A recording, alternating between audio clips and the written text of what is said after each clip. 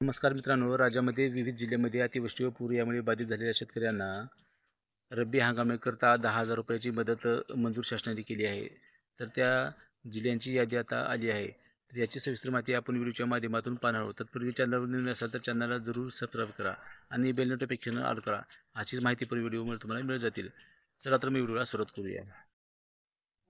राज्यात विविध जिल्ह्यांमध्ये खरीप 2025 या कालावधीत अतिवृष्टी व पूर यामुळे बाधित झालेल्या शेतकऱ्यांना येत्या रब्बी हंगामाकरता विशेष मदत 10,000 रुपयाची 3 हेक्टरच्या मर्यादेमध्ये देण्यात आलेली आहे. तर त्याचीच यादी आता GRच्या माध्यमातून कोणत्या जिल्ह्याला मिळणार आहे तर आली आहे. तर ते आपण सविस्तर माहिती पाहूया.